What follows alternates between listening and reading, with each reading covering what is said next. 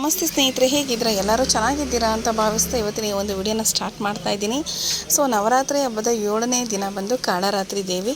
ಈ ಒಂದು ಕಾಳರಾತ್ರಿ ದೇವಿಯನ್ನು ನಾವು ಯಾವ ರೀತಿಯಾಗಿ ಪೂಜೆ ಮಾಡ್ತೀವಿ, ಆ ದಿನದ ಒಂದು ಬಣ್ಣ ಯಾವುದಿದೆ ಮತ್ತು ಯಾವ ಹೂವು ಮತ್ತು ಪ್ರಸಾದಗಳಿಂದ ನಾವು ಈ ಒಂದು ತಾಯಿಗೆ ಅರ್ಪಣೆಯನ್ನು ಮಾಡ್ತೀವಿ.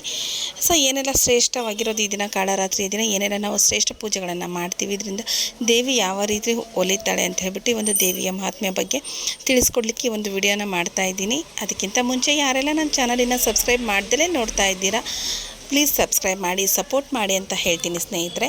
ಸೊ ನವರಾತ್ರಿ 7ನೇ ದಿನ ಬಂದು ಕಾಳರಾತ್ರಿ ದೇವಿಯನ್ನು ಆರಾಧನೆ ಮಾಡ್ತೀವಿ. ಈ ದಿನ ಬಂದು ಕೇಸರಿ ಅಥವಾ ಕಿತ್ತಾಳೆ ಬಣ್ಣ ಅಂತ ಹೇಳ್ತೀವಲ್ವ, ಆ ಬಣ್ಣ ಬಂದು ಶುಭಕರವಾಗಿದೆ.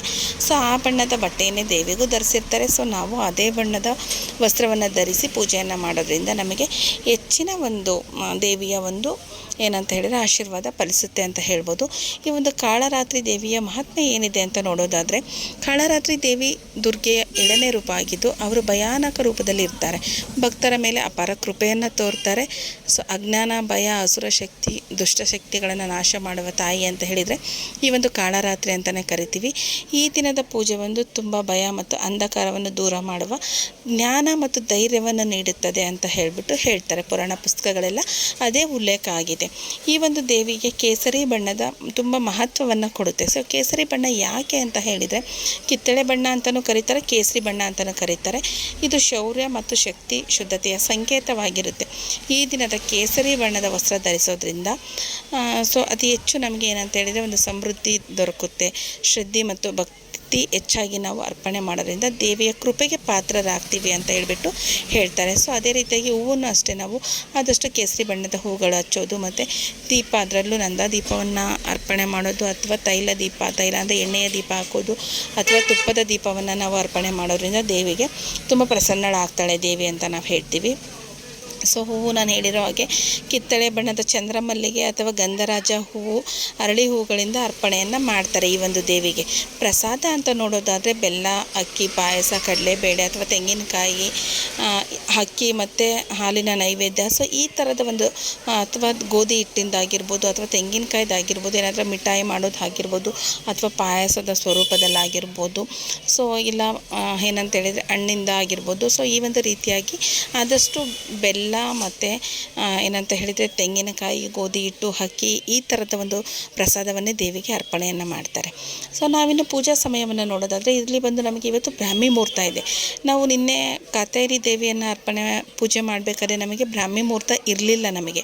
ಸೊ ಇವತ್ತು ಬಂದು ಬ್ರಾಹ್ಮಿ ಮುಹೂರ್ತ ಇದೆ. ಅಂದರೆ 4:15ರಿಂದ 6 ಗಂಟೆಗೆ ಸೂರ್ಯ ಉದಯ ಆಗೋದ್ರ ಒಳಗಡೆ ಪೂಜೆಯನ್ನು ಮಾಡ್ತೀವಲ್ವ, ಅದು ಬ್ರಾಹ್ಮಿ ಮುಹೂರ್ತ ಅಂತ ಕರಿತೀವಿ. ಅಥವಾ ಬೆಳಗ್ಗೆ 6:30ರಿಂದ 8:15ವರೆಗೆ ನಾವು ಪೂಜೆಯನ್ನು ಮಾಡ್ಬೋದು. ನಮಗೆ ಬ್ರಾಹ್ಮಿ ಮುಹೂರ್ತ ಆಗಲಿಲ್ಲ ಅಂತ ಹೇಳಿದರೆ ಬೆಳಗ್ಗೆ ಈ ಒಂದು ಸಮಯದಲ್ಲಿ ಪೂಜೆಯನ್ನು ಮಾಡ್ಬೋದು. ಸೊ ಇದಾದ ನಂತರ ಸಂಜೆಯ ಟೈಮಲ್ಲಿ ಸಂಧ್ಯಾ ಸಮಯ ಅಂತ ಕರಿತೀವಿ. ಆವತ್ತು ಬಂದು 6 ಗಂಟೆಯಿಂದ 7:30ರವರೆಗೆ ನಮಗೆ ವಿಶೇಷವಾದ ಒಂದು ಸಮಯ ಸಿಗುತ್ತೆ. ಆವತ್ತು ದೀಪಾರಾಧನೆಗೆ ನಾವು ಒಂದು ವಿಶೇಷ ಒತ್ತನ್ನು ಕೊಡ್ತೀವಿ. ದೀಪಾರಾಧನೆ ಬಂದು ಇಲ್ಲಿ ತುಂಬ ವಿಶೇಷವಾಗಿದೆ. ಈ ದಿನ ಸಾಧ್ಯವಾದಷ್ಟು ದೀಪಾರಾಧನೆಯನ್ನು ಮಾಡಿ ಅಂತ ಹೇಳ್ತೀನಿ. ಇನ್ನು ಪೂಜೆಯ ವಿಧಾನ ಏನು ನಾನು ಚಿಕ್ಕದಾಗಿ ಹೇಳಬೇಕಪ್ಪ ಅಂತೇಳಿದರೆ, ದೇವಿಗೆ ಏನಂತೇಳಿ ಕೇಸರಿ ಬಣ್ಣದ ವಸ್ತ್ರವನ್ನು ನಾವು ಧರಿಸಿರ್ತೀವಿ. ಸೊ ನಾವು ಕೇಸರಿ ಬಣ್ಣದ ವಸ್ತ್ರವನ್ನು ಧರಿಸಿರ್ತೀವಿ.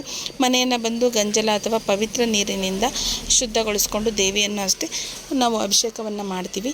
ಸೊ ಅದಾದ ನಂತರ ಹೂವುಗಳಿಂದ ಅಲಂಕಾರ ಮಾಡಿ, ನೈವೇದ್ಯ ಮಾಡಿ, ತೈಲದ ದೀಪ ಅಥವಾ ತುಪ್ಪದ ದೀಪವನ್ನು ದೇವರಿಗೆ ನಾವು ಅರ್ಪಿಸ್ತೀವಿ. ಮತ್ತು 7ನೇ ದಿನ ಆಗಿರೋದ್ರಿಂದ ದೇವಿಯ ಮಂತ್ರವನ್ನು ನಾವು ಪಠಣೆಯನ್ನು ಮಾಡಬೇಕು. ಸೊ ಪ್ರಸಾದವನ್ನು ಭಕ್ತಿಯಿಂದ ಅರ್ಪಿಸಿ ನಾವು ದೇವಿಯ ಕೃಪೆಗೆ ಪಾತ್ರರಾಗ್ತೀವಿ. ಈ ರೀತಿಯಾಗಿ ನಾವು ಕಾಳರಾತ್ರಿ ಪೂಜೆಯನ್ನು ಮಾಡೋದ್ರಿಂದ, ದೇವಿಯನ್ನು ಆರಾಧಿಸೋದ್ರಿಂದ ನಮ್ಮ ಮನೆಯಲ್ಲಿ ಧೈರ್ಯ, ಶಾಂತಿ, ಸುಖ ಮತ್ತು ದುಷ್ಟ ಶಕ್ತಿಗಳು ಬರೋದಿಲ್ಲ. ಯಾವುದೇ ಒಂದು ದುಷ್ಟ ಶಕ್ತಿ ಇತ್ತು ಅಂತ ಹೇಳಿದರೆ ದೇವಿ ಅದನ್ನು ತಡೆ ಹಿಡಿತಾಳೆ. ಯಾವುದೇ ಒಂದು ಪೂಜೆಯನ್ನು ನಾವು ಮಾಡಿದ್ದು ಮನಸ್ಸಿಟ್ಟು ಮಾಡೋದ್ರಿಂದ ಖಂಡಿತವಾಗ್ಲೂ ಯಶಸ್ಸು ಅನ್ನೋದು ಸಿಗುತ್ತೆ ಅಂತ ಹೇಳ್ತೀನಿ. ಸೊ ಇದು ಬಂದು ಕಾಳರಾತ್ರಿಯ ನವರಾತ್ರಿಯ 7ನೇ ದಿನದ ಒಂದು ಸ್ವರೂಪದ ಬಗ್ಗೆ ತಿಳಿಸ್ಕೊಟ್ಟಿದ್ದೀನಿ ಸ್ನೇಹಿತರೆ. ಯಾರೆಲ್ಲ ಈ ಒಂದು ವಿಡಿಯೋನ ನೋಡಿದ್ದೀರೋ ಸೊ ದಯವಿಟ್ಟು ಸಬ್ಸ್ಕ್ರೈಬ್ ಮಾಡಿ, ಸಪೋರ್ಟ್ ಮಾಡಿ ಅಂತ ಹೇಳ್ತೀನಿ. ಥ್ಯಾಂಕ್ ಯು ಎಲ್ಲರಿಗೂ.